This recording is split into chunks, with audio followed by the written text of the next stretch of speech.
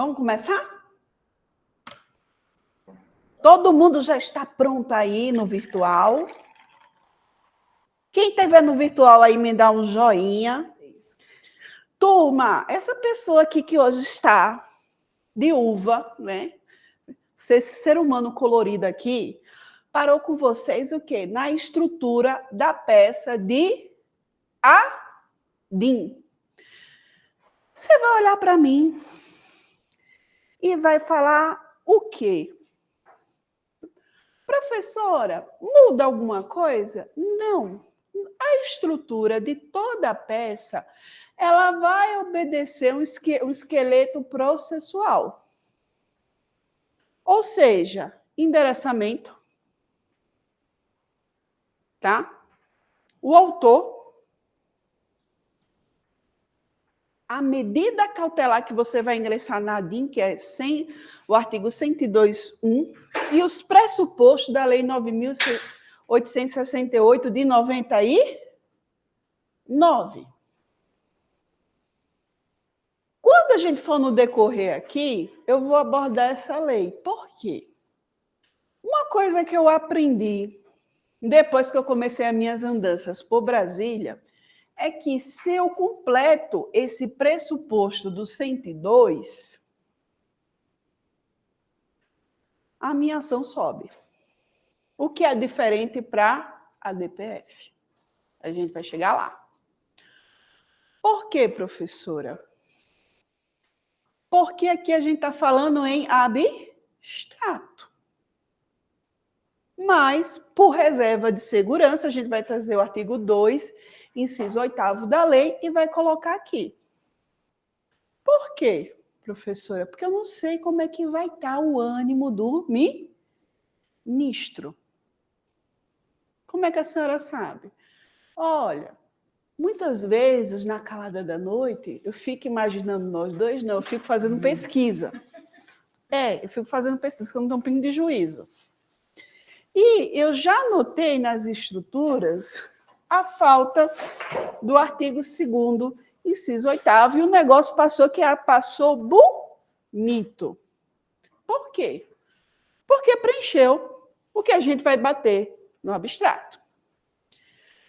Quando a gente passa aqui, ó, dessa medida, a gente tem o quê? A legitimidade ativa, ó, lá do artigo 102, a qual a gente já falou. 3 pessoas, 3 mesas, 3 órgãos. Tá aqui, ó.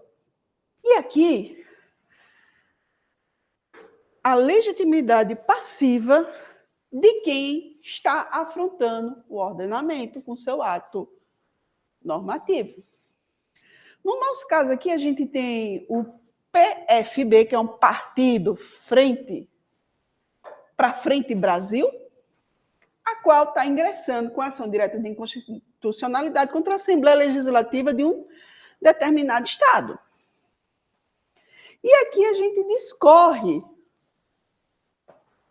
o problema. Isso aqui vai mudar de acordo com o que você for buscar. Ou seja, é uma síntese do que aconteceu. Como se chegou na promulgação desse ato normativo e por que esse ato normativo atenta contra quem? Contra os princípios da nossa Constituição. Até aqui, tem alguma dúvida? Até aqui é uma coisa que vocês nunca viram? Não. Aí, eu vou ser bem sincera com vocês, eu vou fazer até um desabafo.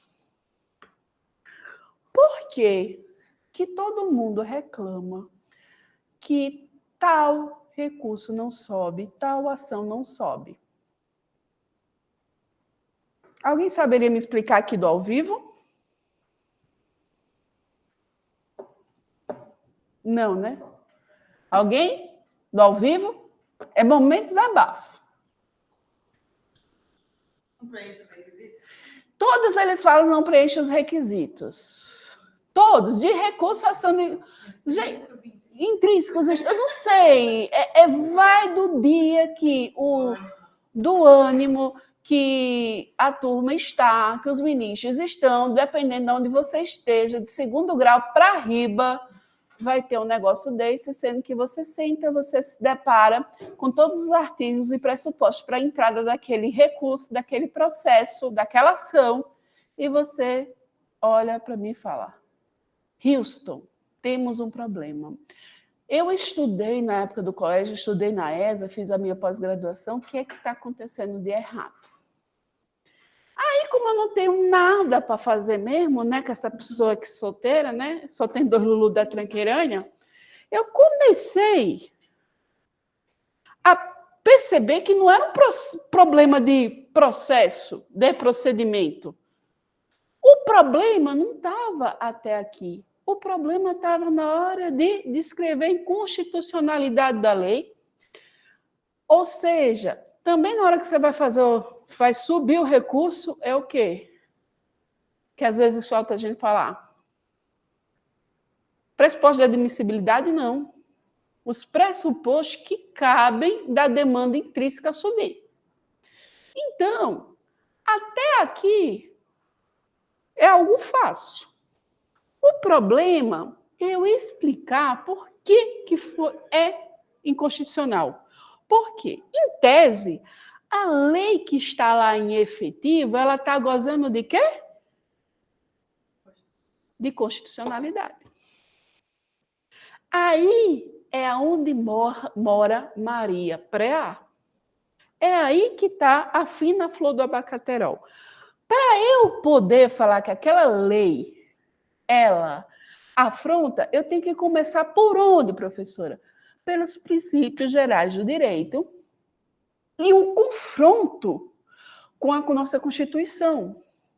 Findando com o quê? Com dano. Que dano? Contra a sociedade, contra o Estado democrático de direito. Aí vai variar N possibilidades. Então, nesse desenvolvimento, você tem que falar, olha, o problema é esse, atenta contra os princípios gerais constitucionais, atenta contra os dispositivos constitucionais, gerando isso daqui. Gerando isso daqui, o que você fecha? Você fecha o parâmetro. Alguém tem dúvida? Desabafo? A gente fala lá, atentou por quê? Primeira coisa que eu vou olhar é o quê? Princípios gerais do direito constitucional. Depois, os dispositivos elencados na Constituição. Posso botar um doutrinador? Pode, de preferência alguém do STF. Por quê? Por que essa jogada doidinha dos pão?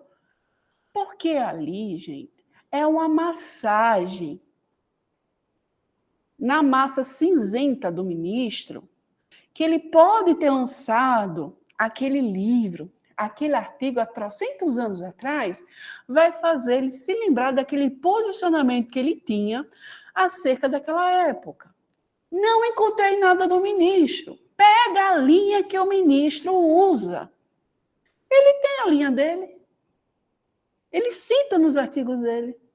Ele cita nas obras dele. Então, pega ali e traz. Por quê? É uma forma de fazer um prestígio para o ministro. É puxação de saco, professora? É. Posso jogar isso em qualquer outra esfera? Pode, que vai dar certo. Então, é meio que um jogo de cintura. A gente está falando aqui do STF. Ok, a nossa matéria aqui é ação direta de inconstitucionalidade, né? A gente sabe que a gente tem o quê? 11 ministros. Então, fica mais fácil da gente entender como cada ministro vai pensar. Exemplo. Alguém de vocês que está aí no virtual, que está aqui presencial, Já ouviu falar da RMNR da Petrobras? Eu sou filha, eu sou sobrinha e prima de petroleiros. Eles todos trabalharam na Petrobras. Lá na década de 80 para 98, 99, todo petroleiro, seja de campo, técnico, a engenheiro, ele tinha que obedecer um piso, que foi uma convenção entre o sindicato e a petroleira, a Petrobras, que você ia fazer aquela progressão de carreira. A Petrobras aplicou? Não. O que aconteceu? Os petroleiros entraram na justiça atrás de quê, turma? Da equivalência dos salários. Meu pai entrou, meu tio entrou, meu outro tio entrou, meu primo entrou. A ação do meu pai, ele entrou em 97. Eu era uma criança. Eu sou a quarta advogada deles. O resto todos já faleceram. Porque deu causa-ganho, o TST, foi para a execução. A Petrobras foi ao STF suscitar, dizendo que não tinha condições de pagar 35 milhões de reais, né? O Xandão deu um parecer suspendendo todas as execuções e todas as ações, né? Aí, minha mãe, que é pensionista hoje, meu pai já é falecido, meus primos e os meus tios hoje são aposentados, tá? Me colocaram no grupo dos trabalhadores da Petrobras, junto com o pessoal do sindicato. Resultado, para barrar o que o Xandão queria, tiveram a brilhante ideia de fazer um ADIM. Aí eu olho aquilo, o advogado do sindicato, não vou falar qual, entrar com a ADIM.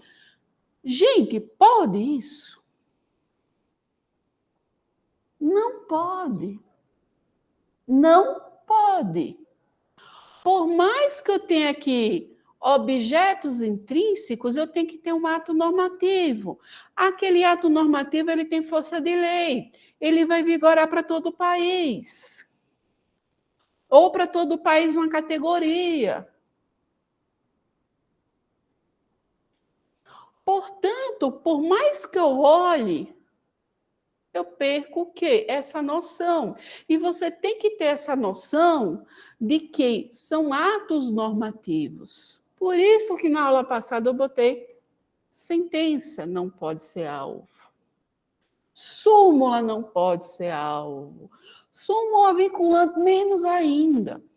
Portanto, quando eu falo para vocês que às vezes a gente se depara do lado que está com certas aberrações, imagine todo o mês o STF recebendo a ADIM, a DCO, a DPF, embargos, a cabeça que deve estar o quê? O ministro e os assessores. Portanto, na hora de descrever a inconstitucionalidade da lei, você vai botar a lei, vai analisar os pressupostos constitucionais, princípios constitucionais, depois vai me balizar com o artigo. Balizou com o artigo, com a doutrina do STF, botou a doutrina do STF, o que você vai me colocar? O prejuízo.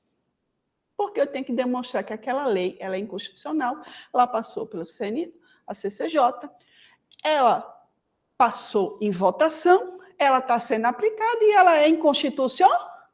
Não. Ou seja, o peneirão não operou-se direito. Então, é isso que a gente tem que fazer. Fora aí, alguém tem dúvida, questionamento ou desabafo? Não. Vamos lá. Aí, aqui, ó. Em regra, você vai pedir o quê? Antecipação dos efeitos da tutela. Ou seja, você quer impedir que aquela lei ela comece a operar o quê? Efeitos. E se ela já operou efeitos, que suspendam os efeitos dessa lei. Portanto, como a gente já tinha falado na aula de ontem, artigo 300 do CPC, mais o quê? A descrição do que é o perigo.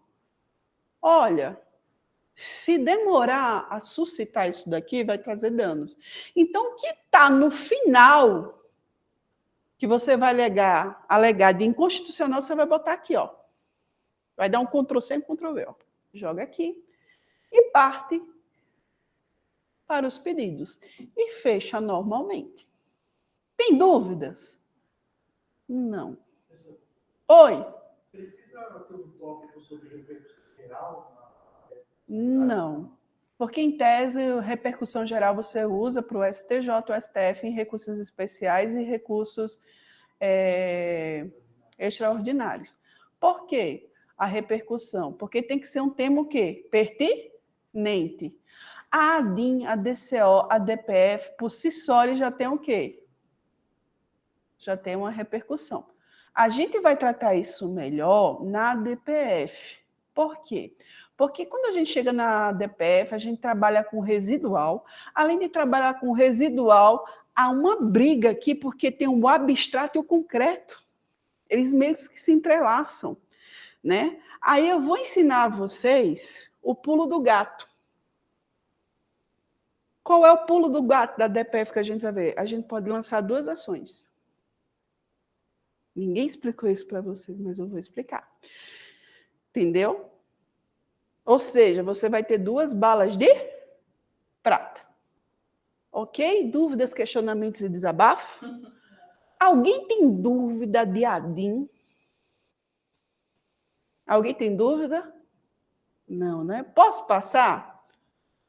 Pessoal aí do online, está todo mundo vivo? Já abriram vinho? Já pediram a pizza? Eu, quando dava aula na pandemia, meu filho, era vinho, boa noite, e uma pizza, viu? Do lado, ela não via não, mas eu estava lá. Vamos lá. Agora a gente vai entrar aqui em ação direta de constitucionalidade. Gente, aqui, a única diferença que a gente vai ter é o quê? É um embate o quê? Jurisdicional. Ou seja, a gente estava no abstrato e a gente leva essa contenda para onde? Para o STF. Não existe essa história de se falar em ação de constitucionalidade de forma do ato federativo. A gente tem que falar dos atos que não estão no âmbito federativo, muitas vezes. Por quê? Soltaram agora lá no IDP um curso que vai ter lá, que também do João Trindade, acerca da ação declaratória de constitucionalidade, da incerteza que tem quando o ato normativo ele vai alcançar ou não.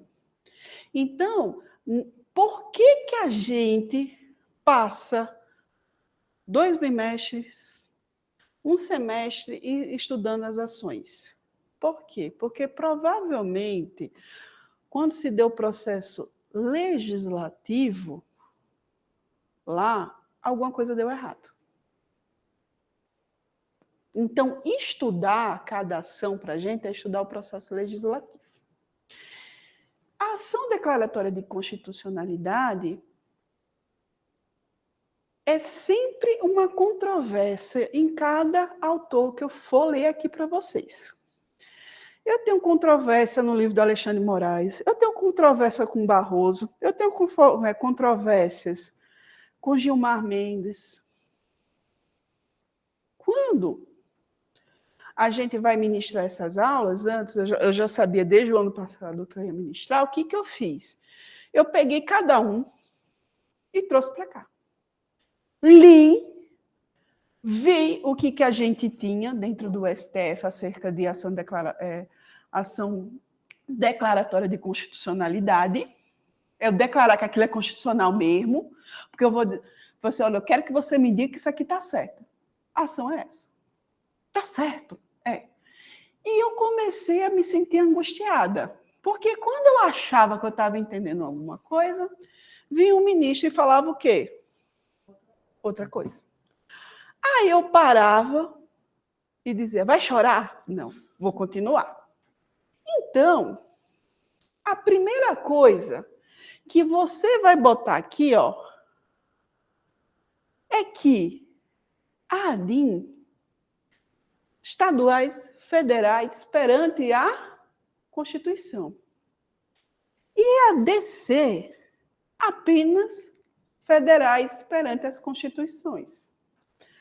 Ou seja, enquanto a ADIM, eu vou ter um abstrato estadual, federal, a DC eu tenho que fazer no âmbito federal. É federal com federal. Por quê? Porque o STF vai falar assim para mim e vai dizer assim, olha, bichinha, tá certo. Tá mais que certo. Então, aqui a gente tem o quê? Declaratória é para me declarar algo. Se eu tenho que declarar algo, é porque eu já tenho uma prévia do que vai vir. Então, eu botei o exemplo aqui, ó. A DC 44. Vocês sabem o que era a DC 44? Sistema carcerário o quê? Brasileiro.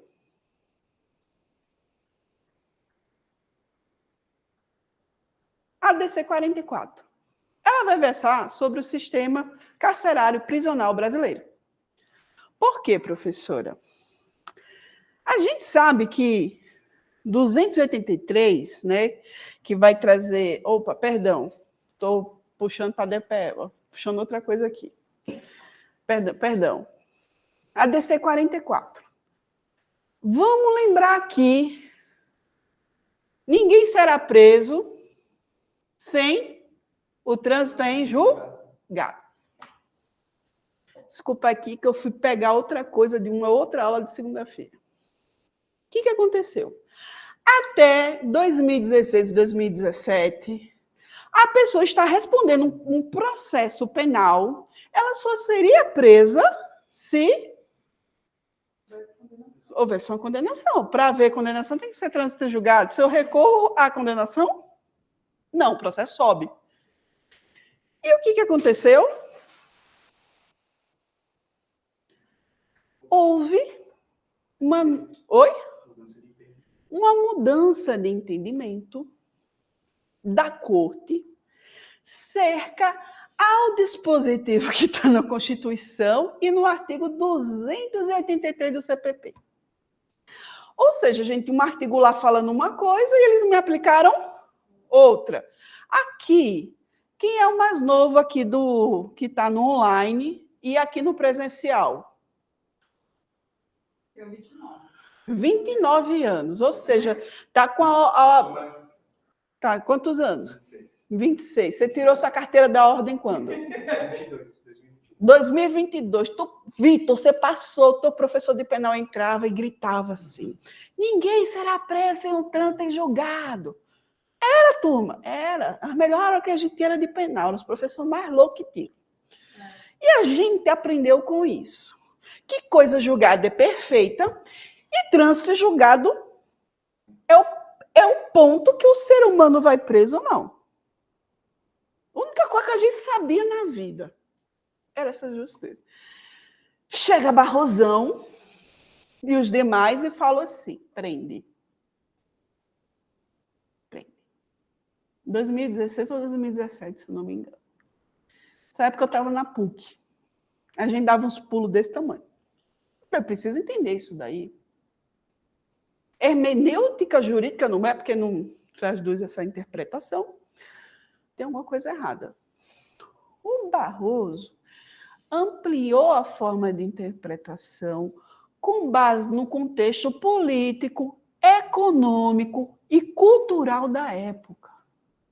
Ou seja, naquele momento, a gente tinha uma Constituição e um Código de Processo Penal a ser seguido que não foi seguido. E aplicou-se isso. Ou seja, a gente tem aqui a Constituição, um Código de Processo Penal falando que você não pode ser preso. E tem uma sentença mandando uma série de atores dentro do processo para a cadeia. Isso deu o que a gente chama de insegurança jurídica. A OAB vai e me entra com a DC 44. E esse processo me segue, acho que 2016, 2017, não lembro, e ele vai me seguindo. E ele chega ao ponto de ser julgado, e o STF, acho que em 2019 ou 2020, volta o quê? Atrás, falando que julgou procedente que o dispositivo constitucional, junto com o do 283, eram o quê? Legais. E o ato jurídico feito pelo tribunal, ele vai de quê? De ilegalidade. Ou seja, a minha pergunta, que a gente vai responder lá fora, cadê a cautelar dentro desse processo? Cadê a minha liminar?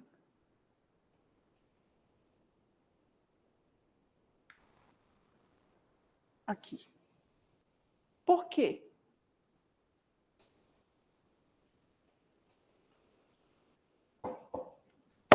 Não estava operando efeito? Então, a gente esperou de 2016, 2017 até 2019, 2020, para saber uma coisa que a gente já sabia que era o quê? Legal. Aí eu pergunto aqui de sede filosófica e de indignação, que todo mundo aqui é advogado, como é que fica o cliente numa situação dessa? Respondendo, em sede de recurso, um processo penal, preso. Aí pior, foi declarado constitucional, ok, não pode se prender quando não há o trânsito em julgado. Aí o cidadão é absolvido do processo. Que cara a gente fica? No tempo que bom ou ruim, eu não estou julgando aqui se a pessoa se ela é uma pessoa boa ou mal, o que ela tem. O karma a gente paga em outra vida. O tempo que essa pessoa ficou lá presa. Esses efeitos que a gente tem que trazer no nosso corpo, da nossa ADI, na nossa ADC. Portanto, o caso mais emblemático da ADC é o caso de prisão em segunda instância, que não deve ocorrer, porque você tem direito a recorrer até a última fase. É um direito seu. Aqui não é sistema norte-americano, que você é culpado até que se prove o contrário. Você tem a sua defesa até o último. Então, a gente tem que parar de achar que um sistema é feito para apoiar A ou B, é para apoiar o Estado Democrático de Direito. Que a gente não tiver estrutura, aberrações como essas e outras vão ser colocadas como coloquiais, e não podemos, dependendo de A ou dependendo de B. A gente está aqui o quê? Para defender um processo justo e de abrangência para todos. Alguém tem dúvida aqui? Posso passar? Vamos lá. Os legitimados a gente já sabe, né? 3 pessoas, 3 mesas, 3 órgãos, pensando que aqui o governador, as entidades, os sindicatos têm que ser de âmbito nacional, tá? Não pode ser local, não pode ser regional e tem que ser a matéria pertinente, tá? A pertinência temática, ela também vai ser abordada aqui na pessoa do governador, tá? E nas assembleias legislativas. Por que essa diferença aqui na Assembleia Legislativa? Porque a gente está trabalhando com uma ação declaratória de constitucionalidade. não o contrário. Ok? Dúvidas e questionamentos? Pessoal do online, tá tudo ok aí? Bota um joinha aí para mim, vocês estão tudo quieto. Eu sei que daqui a pouco tem o Big Brother. Um aluno meu mandou assim da graduação: professora, a doida saiu do Big Brother. Eu falei, que doida? Uma doida saiu do Big Brother. Não sei quem é. Uma moça que estava surtando. Pois é. Eu não assisto também, mas só me fala disso. Só fala disso no Instagram. Pois é. Aqui, ó, é o processamento da ação direta. O que eu tenho que fazer? Botar os legitimados, assim como a gente colocou lá, a gente vai ver aqui na pecinha bonitinha, o dispositivo, a lei ou o ato normativo fundamentado daquele jeito que eu ensinei agora para vocês, mas dessa vez eu vou dizer o quê? O STF, os preceitos gerais constitucionais estão colidindo com a prática de vocês. Artigo tal, da processualística. Então, eu vou dizer o quê? O porquê que aquilo ali é constitucional. Eu tenho que fundamentar o porquê que aquilo é constitucional e por que deve ser aplicado. E toda vez que isso for ser aplicado, eu tenho que estar falando em duas coisas: direitos humanos e Estado Democrático de Direito. Sempre vai terminar com isso? Vai. Por quê? Porque se eu não tenho Estado democrático de direito assegurado dentro de um processo, de um ato normativo, eu não vou ter meus direitos humanos. Eu não tenho direito à defesa como pessoa. É isso. O pedido, especificações do pedido, a controvérsia judicial, ou seja, aquele diabo daquele tribunal não está aplicando o que está no Código de Processo Penal, no Código de Processo Civil, junto com a Constituição. Exemplo, o que acontece muito? Tribunais, meios de produção de prova. É lícito e é defeso a produção de prova. Quantos de nós estamos diante de um processo civil e aí o juiz passa por cima como fosse uma empilhadeira da gente na hora daquela produção de prova? Ou descategoriza um tipo de prova? Vocês já acham que é brincadeira? A OAB de Minas Gerais, eu tive o prazer de conhecer, é bem atuante acerca disso, tem algumas comarcas, né? Acerca da não obediência de alguns, não vou dizer da onde, que não... vai que alguém escutar e depois sobra para mim, vou ser processada, ainda bem que advogado eu não pago. Acerca disso. Quando eu comecei a advogar, muitos anos atrás, comecei a advogar no CPC de 73, né? E eu advogava no Nordeste. E não me leve a mal se eu estiver maltratando alguém.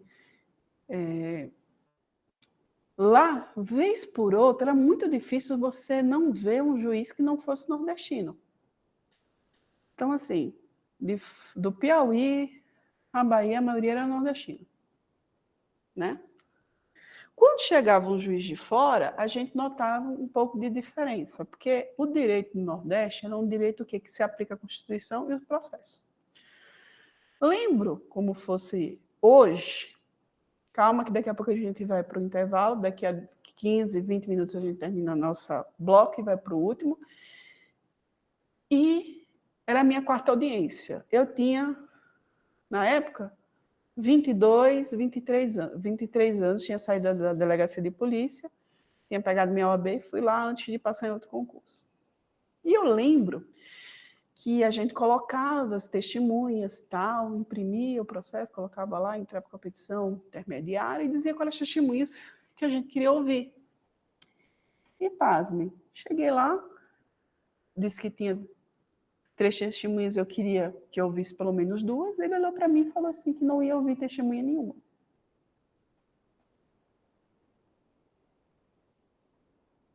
Que a vara era dele, desse jeito. Eu fiquei indignada, o outro advogado também. e que ele não tem a conta, então não vou ouvir ninguém. Aí, eu, rata de livro, agravo o quê? Na hora que a gente ia fazer, que era o agravo de instrumento, na hora eu falei, estou agravando as testemunhas agora. O homem me deu um grito, veio o policial e me arrastou. A minha cidade era cidade pequena, meus professores, muitos deles eram juízes, desembargadores, vieram me tirar de lá. Deu um bafafá e não era só comigo que isso estava acontecendo. Eu tive que provar ali o que a gente vai provar o quê? Dentro de uma ação direta de constitucionalidade, dizer que aquilo ali é uma prerrogativa do próprio cidadão em estar na produção de prova, que está garantido na Constituição e no TPC. Então, todo mundo subiu com voz de prisão com o juiz. Até hoje ele está no meu estado, não saiu de lá. Quem for do Rio Grande do Norte sabe do que eu estou falando. Subiu todo mundo. Isso tem mais de 10 anos, quase 16 anos. E todo mundo subiu e eu fiz lá. Baseado no quê? No que eu aprendi. De transformar uma ação direta de constitucionalidade numa forma de operar. Então, a ação direta de constitucionalidade é uma forma de você operar o quê? A constitucionalidade de todo dispositivo que está sendo alvo de uma decisão jurídica em contrário. Ou seja, o Código de Processo está falando, o Código de Processo Penal está falando, a Constituição está falando, e lá embaixo traz, porque a gente primeiro analisa a Constituição, depois a gente faz o viés dos códigos pertinentes.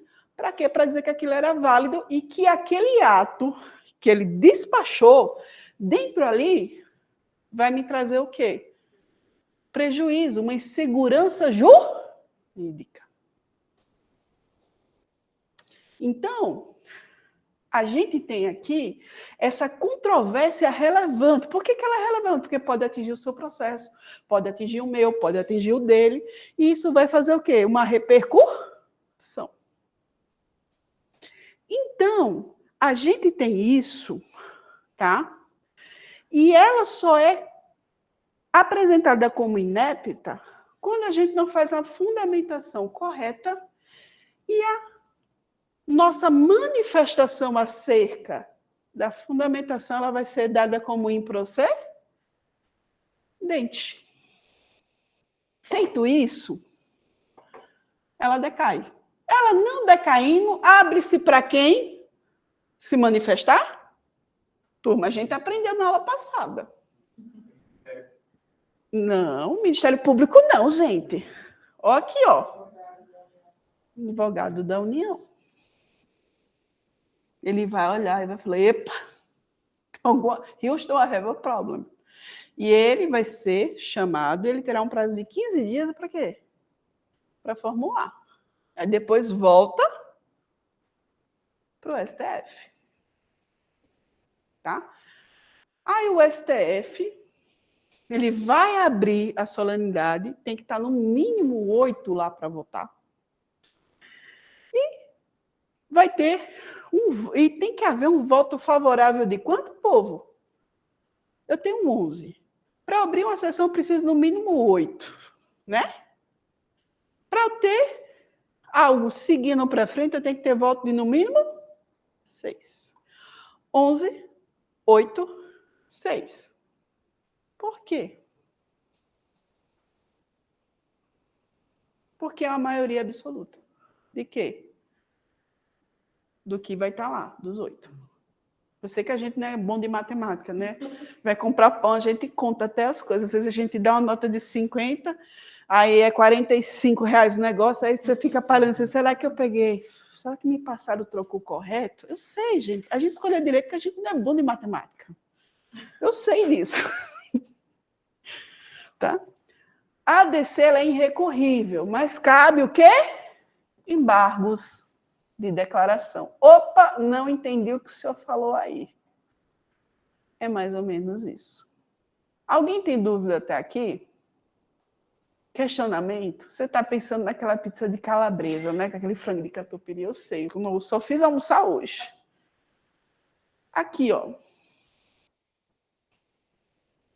Ó. Essa daqui, você vai contrapor o quê? Os casos, ó. Mesma regra da DIN. Cabe nos casos de lei estadual, não cabe nos casos de lei estadual ou lei do Distrito Federal, ato normativo, em geral e abstrato. Não é necessária a intervenção da AGU, mas não é necessária, mas cabe o parecer. O autor precisa demonstrar a existência de controvérsia judicial. Ou seja, é um processo mais sincrético. Portanto, se ele é um processo mais sincrético, o que vocês têm que levar em consideração? É o que, turma?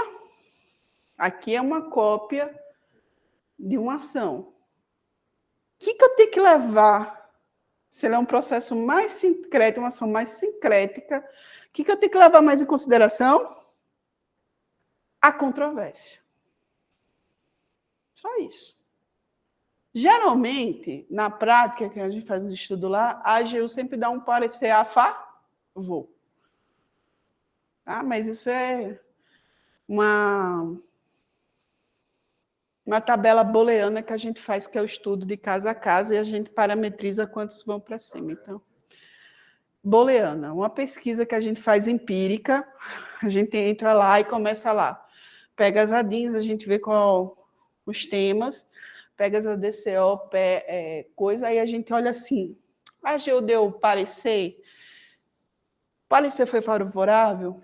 Quantos foram favoráveis? Quantos foram negativos? E a gente começa a traçar um panorama de como vai sair o relatório pelo AGU.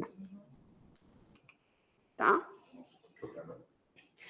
Como é que você faz isso? Os estudantes de graduação, que estão tudo pendurados na nota, a gente manda eles catalogar. Quem foi meu ex-aluno aí sabe que eu faço isso. Você está pendurado? Você quer passar? Quero que você me catalogue isso aqui. Aí ele me ajuda e eu ajudo ele. Sempre vai ter tutela de urgência? Vai. E a tutela de urgência ela vai estar no artigo 21 da Lei 9.868/99. Por quê? Porque ela é que vai dar o quê? O âmbito de urgência. Por que é no CPC? Porque ele é mais sincrético.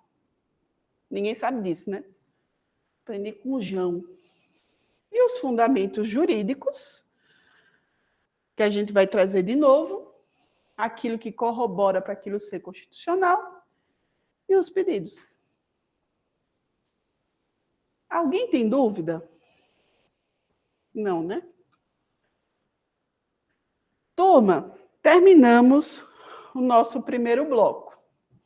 Na próxima, a gente vai ver a DPF, a gente vai ver os tribunais, a gente vai ver como é que o STF está patinando acerca, e a gente vai ensinar o pulo do gato. Não sei se a DPF cabe, se cabe a DPF, também cabe uma ação normal no tribunal normal, o que dá para fazer. Aí eu vou ensinar vocês a jogar em 2 times e esperar o melhor resultado. Até daqui para pouco. Pausa do café, pô? A do café.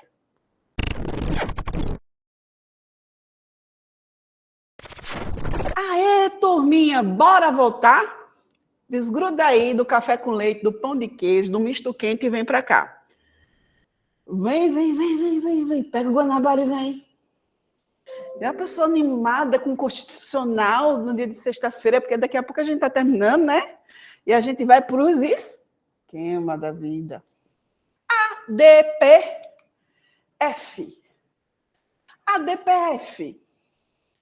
Turma, se eu pegar a ADPF, Eu vou ter que abrir a minha DPF no artigo 128 da nossa Constituição e entender que o objetivo aqui da DPF é evitar lesão de algo que adveio antes da nossa Constituição. E que a virtude aqui é que a gente tem que sempre estar mirando na DPF, como ela é residual, aos preceitos fundamentais.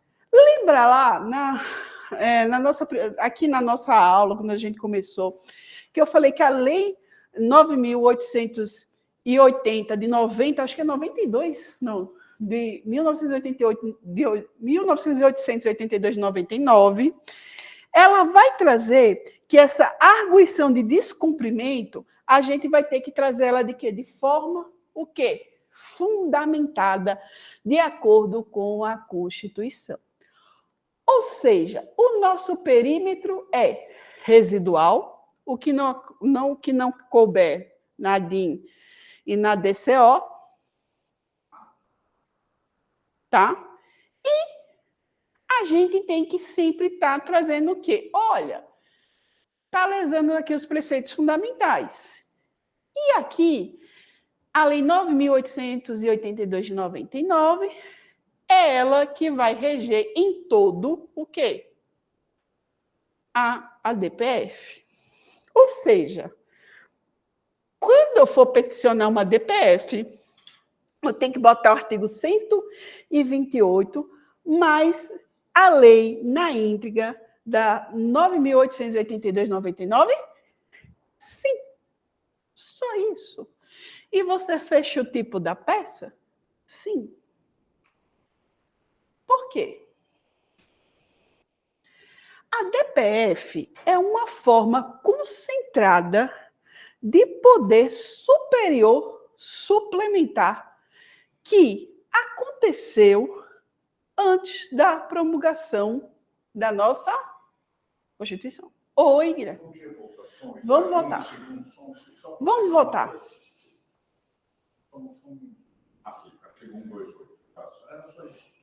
Obrigado. Por quê? Turma, muitas vezes a lei que a gente está com essa fundamentação, ela é tão antiga. A gente tem a lei de arquedutos de direito administrativo da década de 60.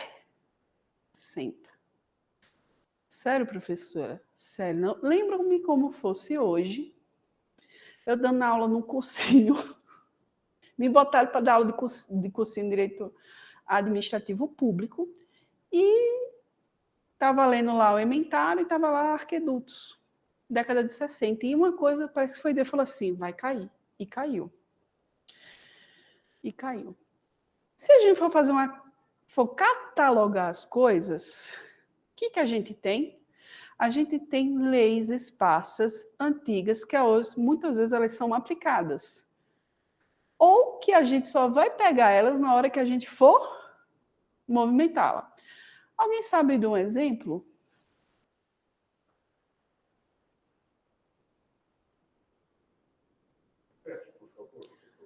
Vamos lá. A lei de arquedutos.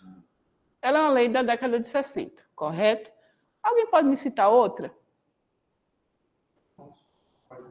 O Código Penal, de quanto? 1940, que é ulterior à promulgação da Constituição. Estão lá dentro. Então, você tem isso, o nosso antigo Código de Tributos, que era da década de 60, né, que agora foi formulado, entendeu? Elas são leis antigas. Então, para cair nesse residual, o preceito de ADPF usado pelo STF é o quê? É uma forma de suprir, implementar ações que evitem lesar o cidadão. O que eu fiz? Entrei no STF, lembra lá que eu falei para vocês que quanto mais eu lia sobre ações declaratórias, de constitucionalidade, mais chateada eu ficava. E o que eu fiz? Entrei no site do STF e comecei a analisar o que eles entendiam por ADPF. E eu trouxe um conceito aqui para vocês. Esse conceito você não vai encontrar em livro, você vai encontrar aqui porque eu extraí. Que é o quê? Considera-se o preceito fundamental, os princípios e normas que pode ser necessário durante o ordenamento jurídico, independente da forma como está sinalizado na Constituição, implícita ou implicitamente. O que eu peguei aqui? Quem é da época da Lindbe? Da Lindbe. Lei de Introdução. Ele traz isso daqui, não traz? Eu puxei de lá.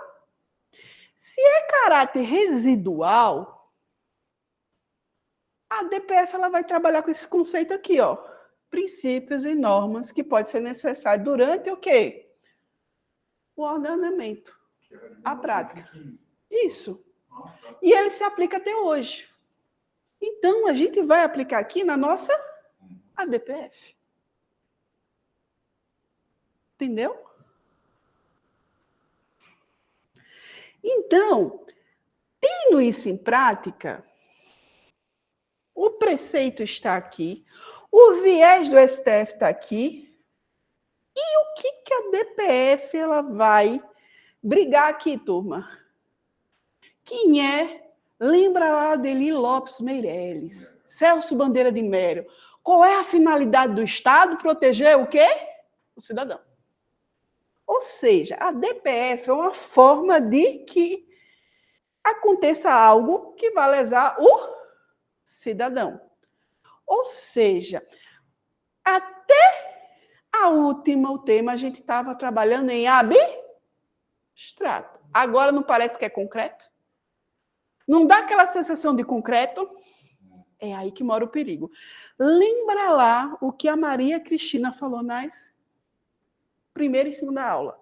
A diferença do sistema abstrato para o sistema concreto. O concreto a gente leva para onde, turma? Para o tribunal. Normal, não para o STF, não para o STF, para embaixo. Então dá esse medo na hora que a gente vai manusear isso daqui. E o Carlos, que vai prestar concurso, preste atenção aqui. Isso aqui cai, para quem for fazer federal. E cai com um caso concreto lá para você saber se é uma DPF ou é uma ação impetrada lá no tribunal. Aí eu vou trazer aqui para você como distinguir. E no caso prático que você está advogando aí, saber para onde você deve começar. E se você botou em outro diferente, como suspende? Alguém tem dúvidas, questionamentos? Deixa eu olhar meus bichinhos aqui do online. Pessoal do online, está tudo bem? Tudo em riba? Posso passar? Vamos lá. Ou seja, aqui, ó, utilizado instrumento direto de ações subsidiárias residuais com arguição de descumprimento de preceito fundamental. Aí, turma, no coro só, quem é que tem legitimidade para entrar com a DPF? Hein? Ó, só porque não tem chocolate hoje. Ó, 3 pessoas. Cara, estou devendo para você uma paçoca. 3 pessoas, 3 mesas, 3 órgãos.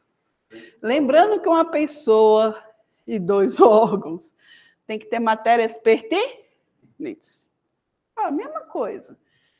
E ninguém esqueça do pobrezinho do Procurador-Geral da República, do pessoalzinho da AGU, pessoalzinho legal dos relatórios, é gente também. Ai, Ares, não, gente, posso me jogar daqui?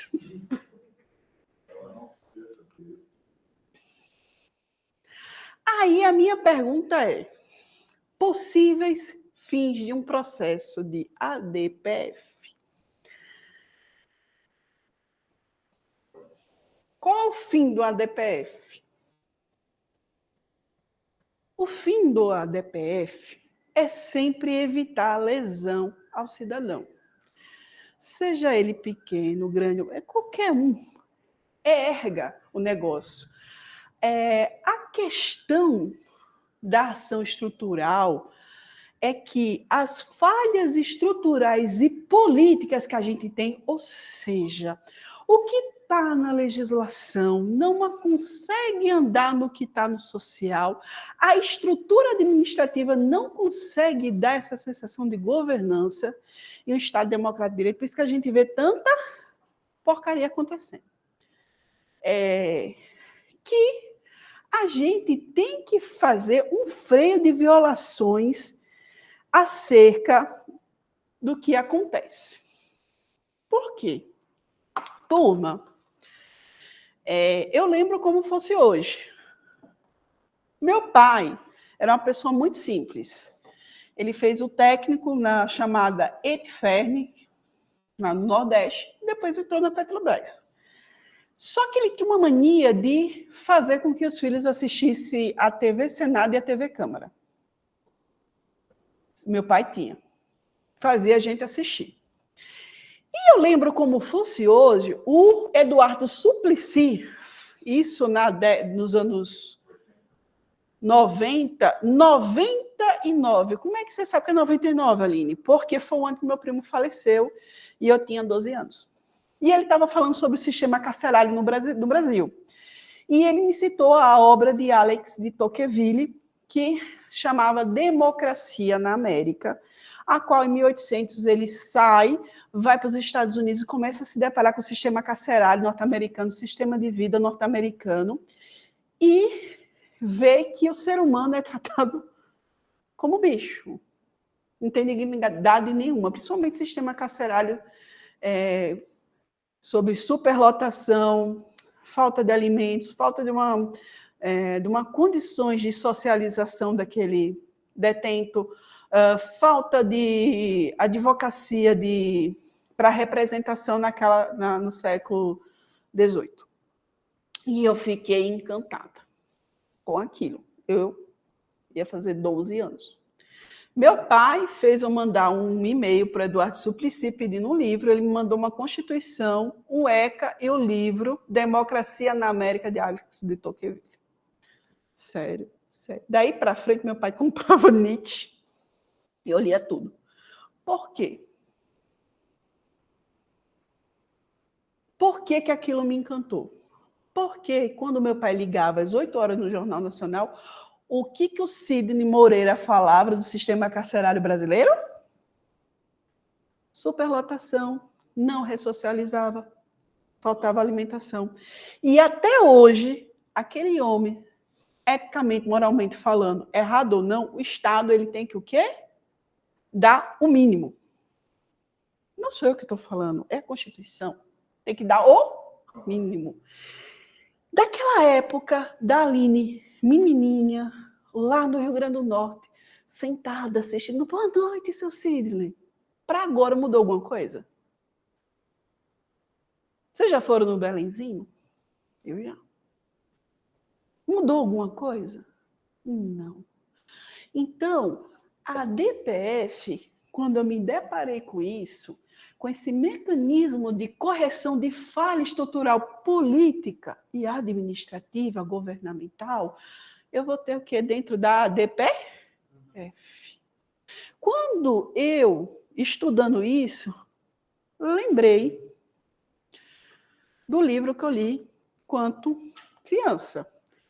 E eu fiz um paralelo massivo que os tribunais constatam violações massivas, seja o direito presidiário da mulher, do trans, dos homossexuais, dos negros,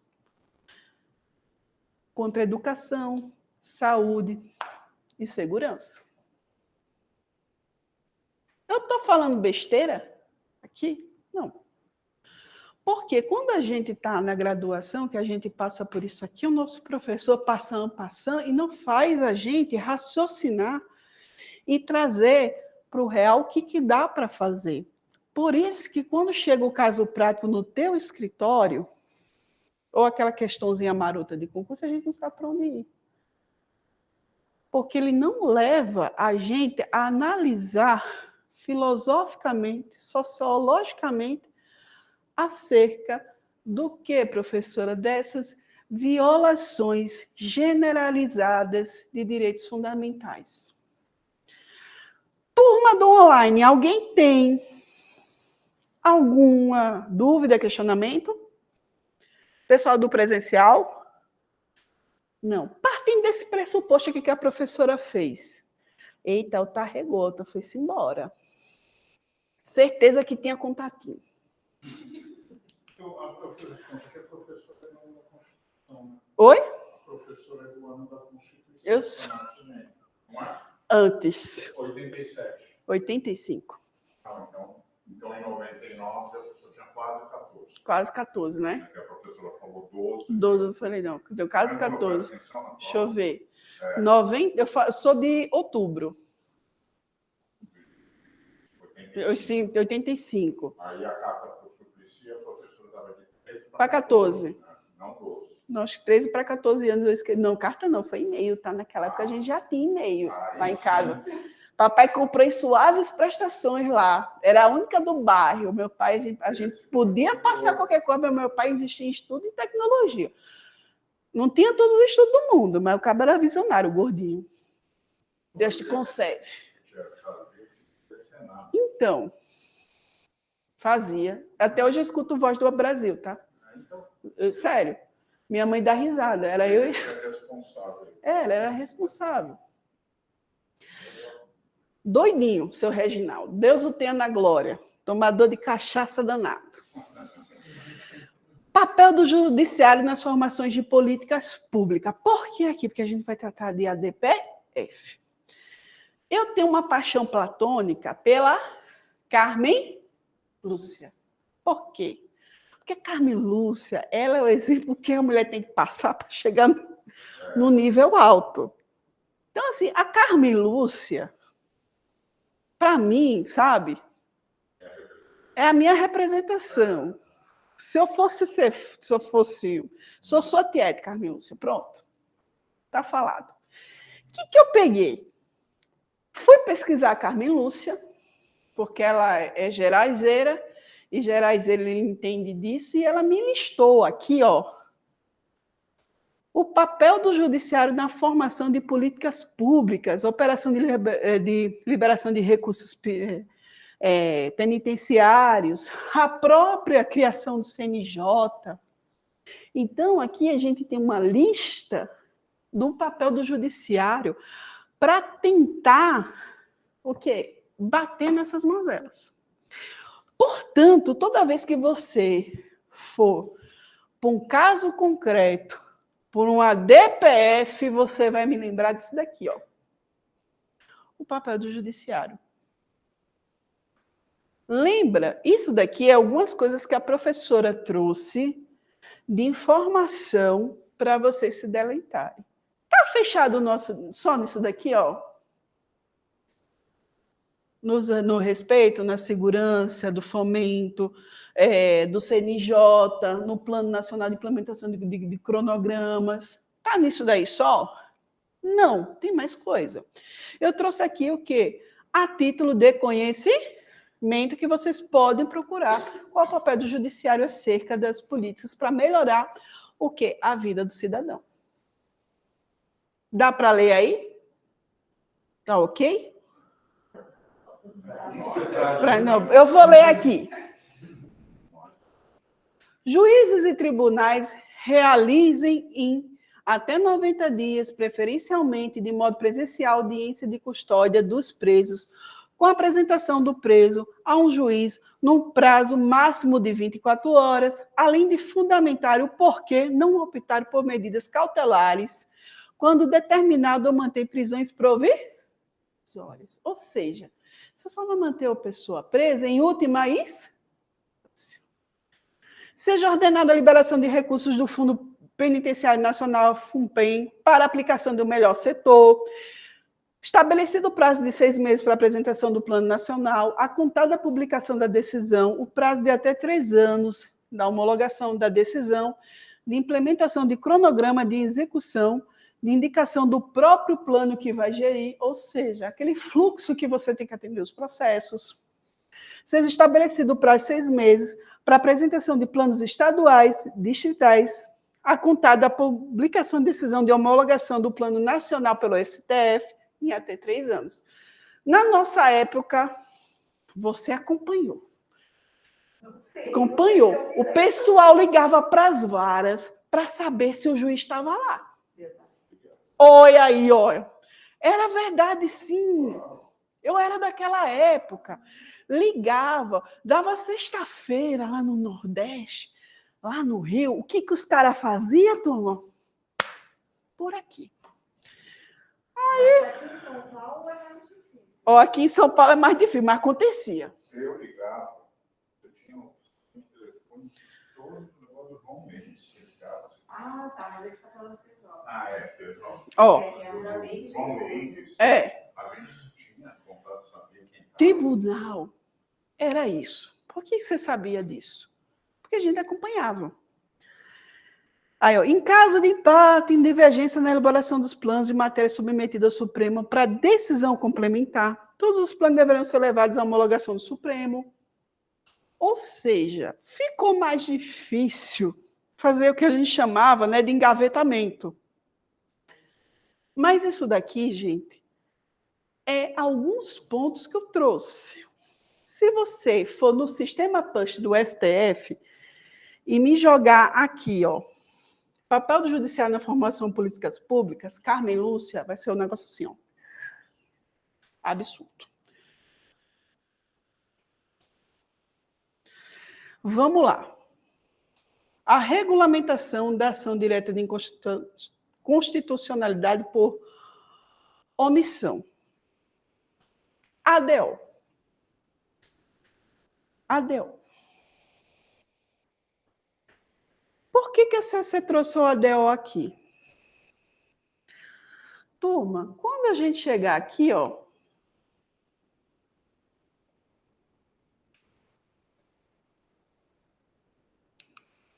cadê? Aqui, ó, a gente vai ter um paradigma entre a DPF e a ADO. E o sistema difuso.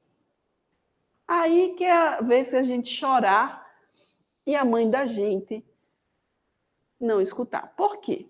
A ADO, ela é um beliscão no judiciário. Ação direta de constitucional por omissão.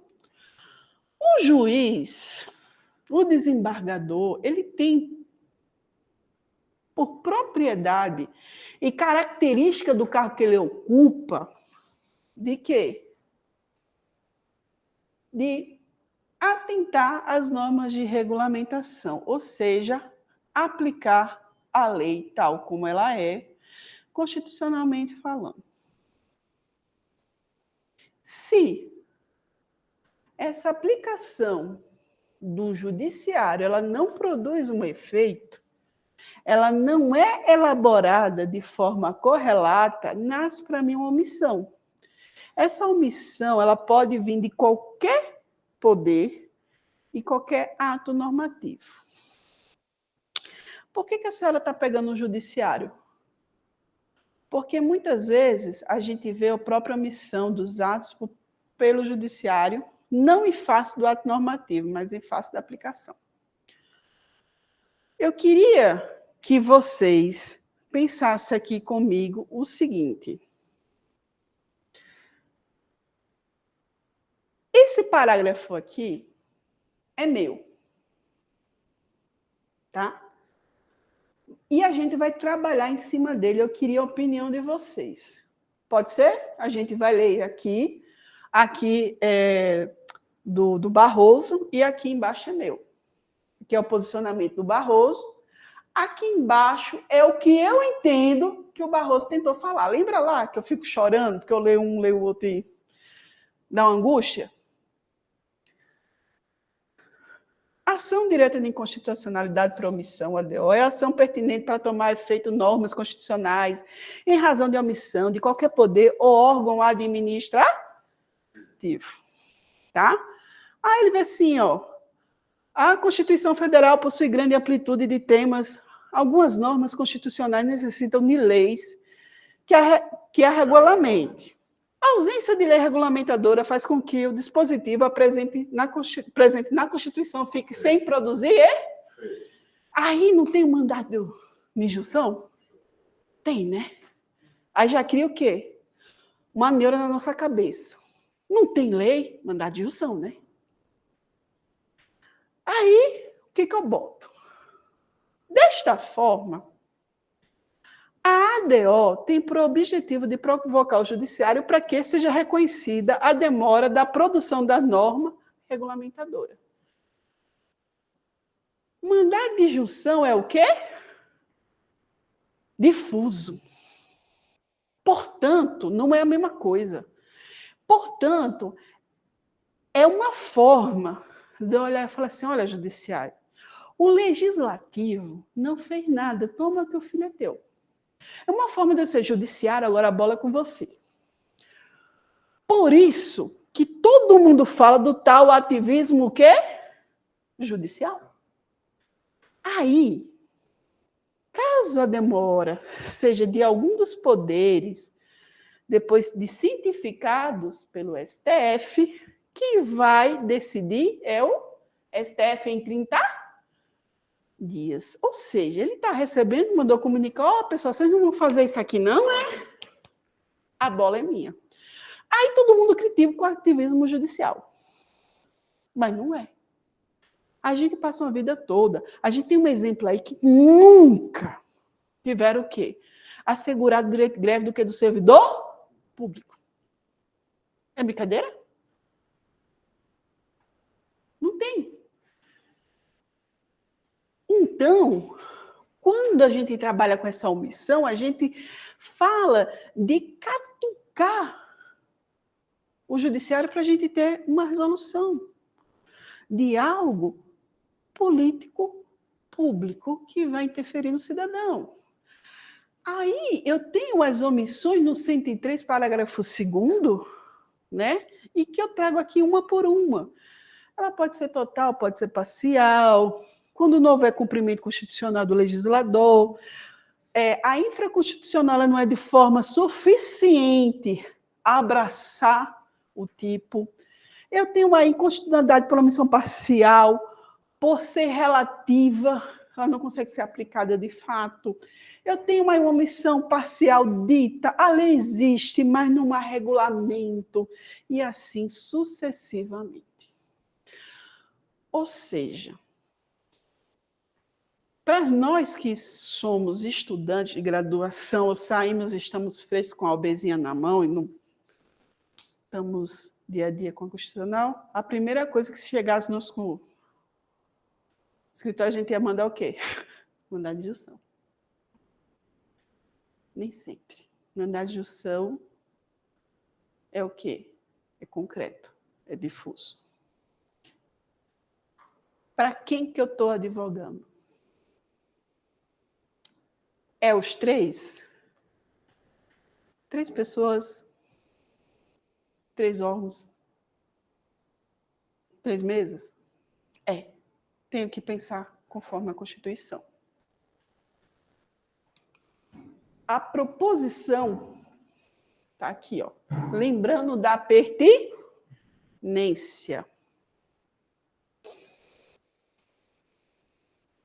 O procedimento aqui, ele é um pouquinho mais diferente. Por quê? Porque eu estou trabalhando em comissão. Se eu estou trabalhando em comissão, o meu corpo de prova é um pouco maior, porque existe, está lá, ele só não está regulamentado, ele não está sendo feito, ou ele está previsto e não está regulamentado. Então, a minha petição, ela aparece como todas as outras, tá? A adoção do legislador, a adoção de providência de índice administrativo ao pedido de suas especificações. A petição ela tem que vir com o instrumento de procuração apresentado em duas vias. Por quê, professora? Porque vai subir para o órgão que deveria ter feito alguma coisa e não fez nada. Tá? Devendo conter cópia dos documentos necessários para a comprovação da alegação da omissão em duas vezes. Por que a senhora está fazendo isso? Digital, hoje não é tudo digital? É. Hoje é tudo digital, né? Então, em tese não precisaria. Mas eu estou trabalhando de acordo com a 9.882, né? Que era um processo o quê? Físico. Hoje em dia, não precisa. Eu só vou descrever no corpo da minha inicial que está correspondente. Possui isso, isso, isso, em virtude do processo ser digital, a duplicidade está sanada. Mas vai dar um bug, né? Fique todo mundo assim, tendo que fazer a peça na mão, você já sabe. A petição inicial ela pode ser inépita por ela não ser fundamentada ou não trazer o quê? Os documentos necessários. De quê? Para comprovar a omissão. Tá? Cabe agravo da decisão que indeferir a ação? Cabe. Por quê? Lembra do cidadão. Tá? Proposta de ação de direta de inconstitucional de promoção não se diminuirá da desistência? Não. Entrou, vai. Posso desistir? Não. Ela vai até o final, até ela se exaurir. Os legitimados poderão manifestar-se por escrito sobre o objeto da ação? Com memoriais? Pode. Porque ele pode dizer assim, olha, eu errei, era para eu ter feito e não fiz. Ele pode fazer isso. Aí é venir em factum próprio. Produzir prova contra si mesmo. Era para me fazer e não fiz. Realmente há o quê? Uma omissão. Aí o processo anda assim um quê? Mais rápido. Os titulares, aí que vem aqui, o relator poderá solicitar manifestação de quem, turma? Da AGU no prazo de 15 dias.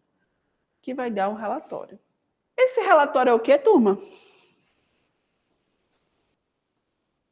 Ele vincula? Não. É um parecer. É um parecer. O Procurador-Geral da República, a qual não for autor da demanda, terá 15 dias para o quê? Para ter acesso às informações e elaborar o parecer também. Aí o que acontece? Análise vai ser deferido ou indeferido. Deferiu a omissão, sana-se ali. E dali para frente é aplicado. Agora vamos lá. Controle de constitucionalidade estadual e municipal pelo STF. Turma, aqui é complicado. Por que eu vou falar aqui que é complicado? Quando a gente está falando de municipal e estadual, para ir para o STF, em tese, ele teria que ser o quê? Abstrato, né? A maioria é abstrato? Não. Por isso que a gente sempre fica naquela dúvida se a gente entra no comum ou se sobe. Só que a nossa Constituiçãozinha aqui, com as problemáticas constitucionais federais repetitivas, ela meio que deu um gatilho de 2. O que é o gatilho de 2? Eu tenho duas possibilidades. Tentativa 1 e tentativa 2. Como assim?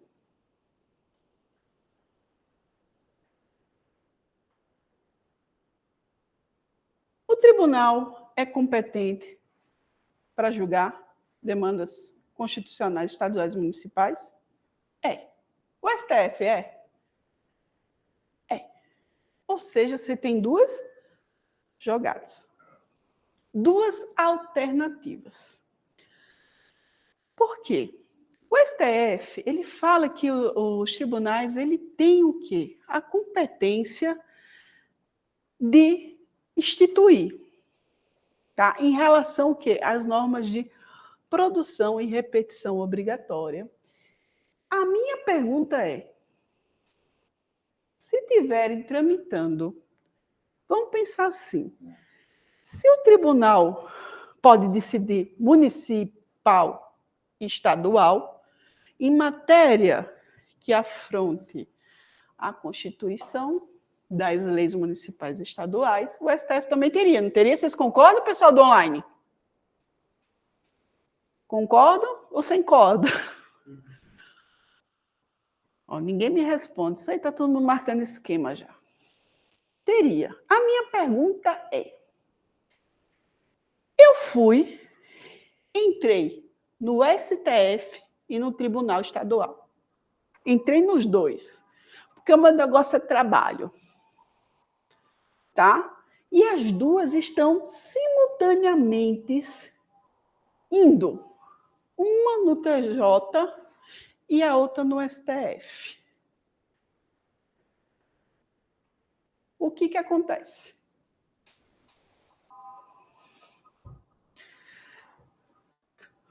O Estado de São Paulo me promulgou uma lei que atenta à Constituição, que atenta os parâmetros básicos. O advogado entrou no TJ de São Paulo e entrou no STF. O que acontece? Eu sei que é sexta-feira, todo mundo quer ir embora, está todo mundo me xingando aí mentalmente. O que acontece?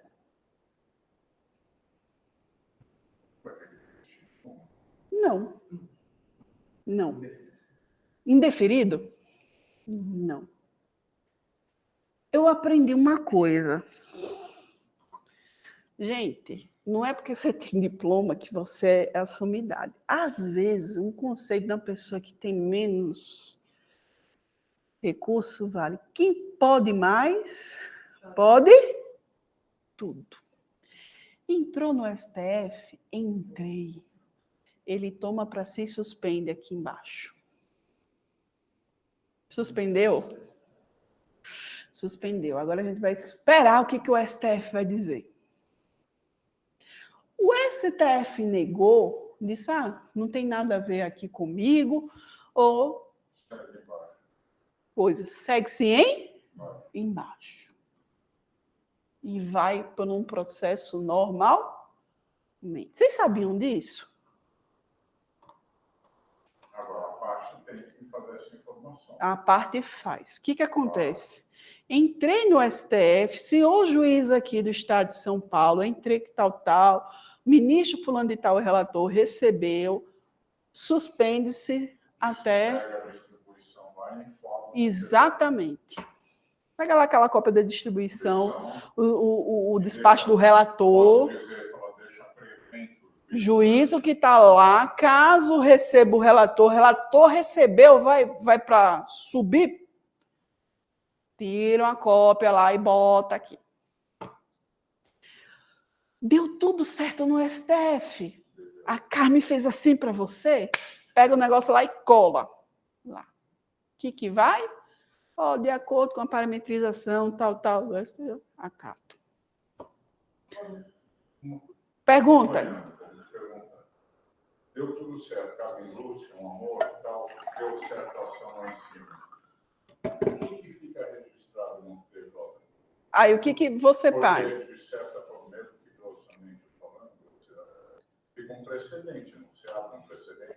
Vira precedente. E aqui o Tribunal de São Paulo ele vai entender aquele precedente. O Tribunal de Minas, que porventura, do Rio Grande do Norte, de Sergipe, ele vai ter, olha, eu como Estado não posso fazer aquilo ali, não. Porque derruba. Se não derrubar no TJ aqui derruba lá, porque é precedente. Agora, minha pergunta, vocês sabiam que podia fazer isso? Não. Pode. Por quê? Porque a gente tem que pensar que o direito ele é feito para quê? Para atender o cidadão. O judiciário, graças a Deus, assim, o pessoal reclama do nosso judiciário, mas vocês não viram o judiciário no mundo, como a Colômbia, como os na África, alguns do sistema asiático, da China, que não tem esse controle como a gente tem. O único país que se assemelha com a Constituinte, o processo judiciário com a gente é da Áustria. Hã? Sério. Mas é rígida também, não é um pouco? É. Por quê? Para não acontecer isso. Porque se a gente tem algo que não é muito rígido, ele é facilmente o quê? Mexido. Ou a gente pode mexer? Pode. Mas temos a segurança jurídica. Então, turma, o que eu quis passar aqui para vocês, que não é um bicho de 7 cabeças a fazer uma ação dessa. O que a gente tem que ter em mente é o quê? O básico de estrutura, o básico dos preceitos, conhecer a Constituição, e a Constituição vos libertará. E os princípios. O que é o princípio? É aquilo que está enraizado, que nasce com a sociedade, que faz o ditame da sociedade, para que a gente não ultrapasse e assegure o meu direito e o seu direito. É tudo aquilo ali que é plausável para nós, no nosso entendimento como cidadão. Porque eu não posso também aplicar a minha modo de ser a uma cultura diferente como a árabe. Né? É um processo diferenciado. Mas o que eu quis passar aqui para vocês é que a gente só vai entender as coisas na prática. E eu espero que vocês tenham gostado da aula. Dúvidas, questionamentos, tem meu e-mail, tem o meu Instagram, tem o meu WhatsApp. Caso alguém queira conversar, pedir algum curso. Carlos, eu sei que você pediu o curso lá de Direito Financeiro na Prática, voltado para a administração pública. Prometo que quando voltar do carnaval, eu faço o curso para você, viu? Caso alguém precise de algum curso, nosso Carlos aqui. Cai sim. Esse curso é para ele? Não cai tudo, financeiro você tem que saber, né? Financeiro público, né? Econômico, direito econômico, financeiro público. Entender como é que faz a gerência. Posso fazer isso daqui. Entendeu? Que é um curso que todo mundo devia ter um pouquinho, né? Tá? Direito digital, se der tempo, faço também. O pessoal pediu aqui, mandou no e-mail. Agora é a hora das dúvidas. Alguém tem dúvida? Vamos lá. Eu gostaria que a senhora me indicasse um livro de filosofia do direito e outro de sociologia do direito. Pode ser? Pode. Aí eu pergunto para você, qual a linha que você quer? Não complique. Não. Não me complique. Pessoal, vou ser sincero com vocês. Eu sou traça de livro. Você quer me ver feliz? Me dê um livro ou me dê um perfume. Eu posso ser feia, mas fedorenta nunca. Então, 2 coisas que tem muita lá em casa. É livro e perfume. Depende. Por exemplo, eu gosto muito do neoconstitucionalismo alemão, que é o do pós-guerra. Tá? Do pós-guerra. Aí você tem ali Koselleck, que ele vai abordar o estudo do tempo e da aplicação.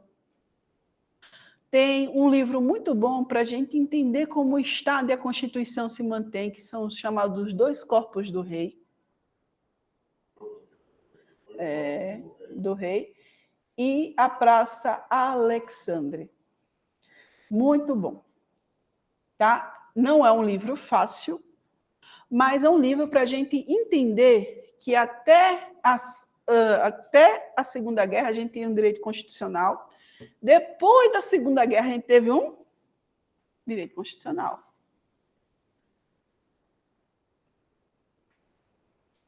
Oi. Pode falar, meu jovem. Boa noite, tudo bem? Tudo bom. É só mais uma opinião da sua parte, que a aula foi excelente, tá? Venho acompanhando aí, muito esclarecedora, é uma matéria que, embora eu esteja aí como advogando já há quase 18 anos, é uma matéria que eu me deparo assim com muito que esporadicamente, né?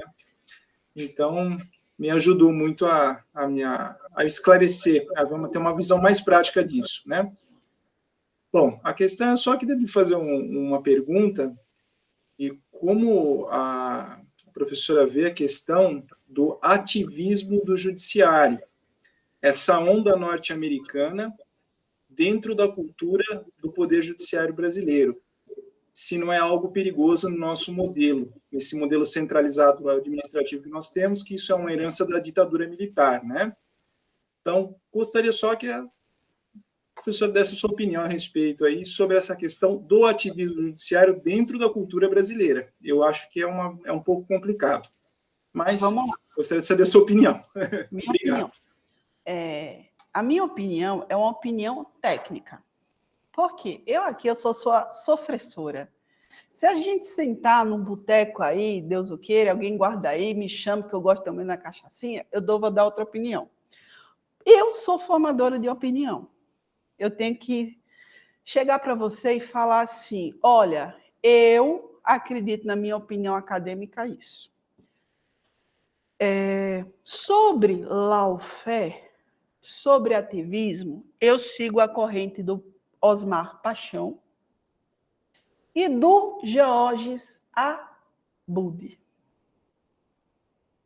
Por quê? Eu leio um e leio o outro. E assim, nosso ativismo judicial, ele existe. Por quê? Porque é uma demanda no legislativo que ele não cumpre, enquanto a sociedade pasta. Portanto, o judiciário ele está sendo o mecanismo mais utilizado porque é o mecanismo que mais está atendendo o quê? A população. Aí, se eu pego o Osmar Paixão, se eu pego o Abud, e se eu pego lá o Eli Lopes Meirelles me dando como é o objeto da administração pública, qual é o meu objeto em si do sistema, é em prol do quê? A sociedade. E a sociedade ela é formada de quê? Com interesse no melhor para o cidadão. Se eu, como legislativo, executivo, não estou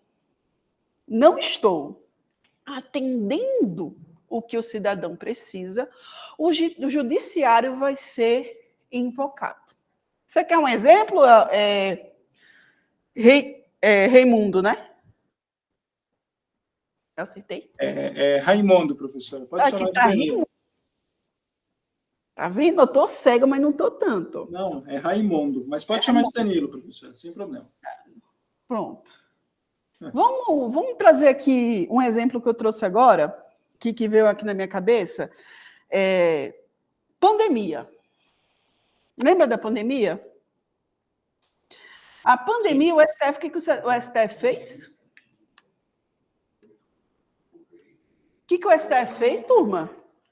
Ficou naquele embate do executivo federal com os do município e do estado acerca da segurança pública em saúde de compra de vacina. A União não fazia nada, o ente federativo não fez nada. O STF disse, governador, prefeito, unam-se e comprem.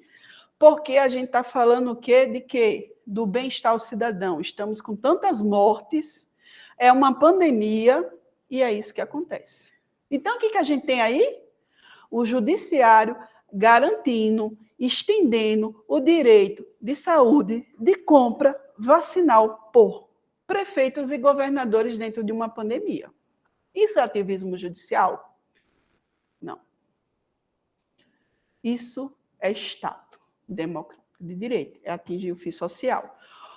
Portanto, quando você vê um judiciário com a máquina operando, é porque, com certeza, o executivo e o legislativo não estão fazendo o papel dele. Porque se todo mundo estiver fazendo o papel direitinho, todo mundo segura na mão e todo mundo dança uma ciranda. Vocês entenderam? O nosso sistema rígido não advém da ditadura.